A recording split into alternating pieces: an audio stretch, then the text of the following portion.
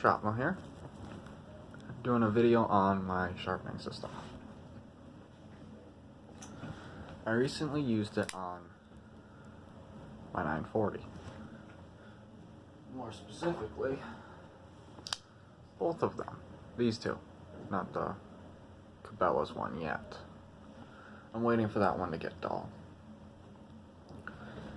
So, let's get started. We'll start with the ones that the parts that I rarely use. That's the pull-through sharpener, because these are gross. I just got this for free, so I use it once in a blue moon, mainly on knives I don't care about. Then I have a honing steel. I don't really use this, mainly because this one's pretty old, not the most effective.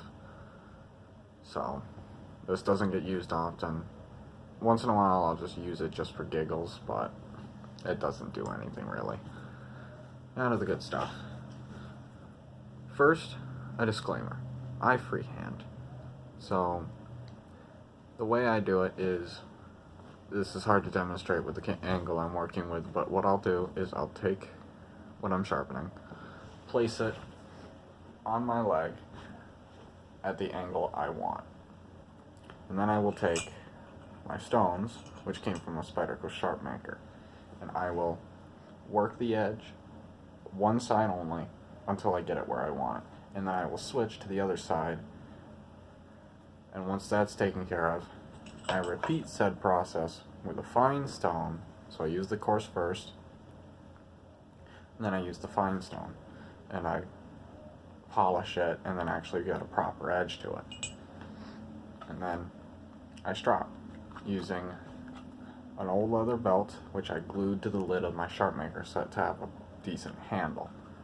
And then once I have that polish done, I will then place this on a solid surface and do the final stropping motions. One last bit is, if it's a serious reprofiling job, I will use a diamond file, whether it be the one on my pulse or this one here. I don't really care for this one as much,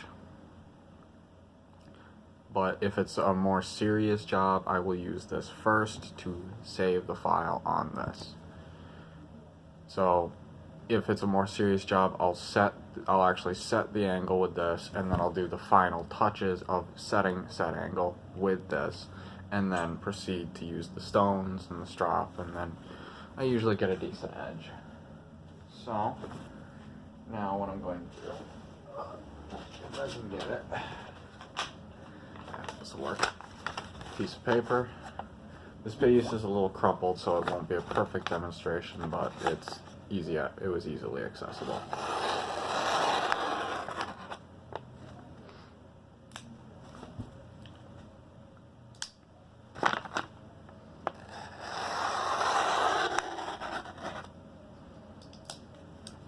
I'm not the best at demonstrating through this manner. It doesn't really prove a point, really. I go for a working edge. I don't go for a super high polished edge. I want a working edge. I don't mind it being a little toothy. In fact, I actually prefer it because it's easier to work with in most cases.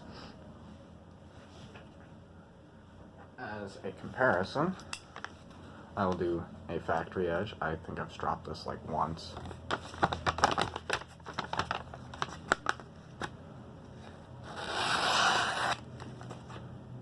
Sharp, so nothing really to see there. I will also use this. This is a Kershaw OD2. This is my sister's preferred EDC. She lost her first one. I got a second one for her. I'm just waiting for her to come out here because I'm not that generous. I'm not mailing it to her. She has to come and get it herself, or wait for someone to come out here for her. I was nice enough to put one of my edges on this for her.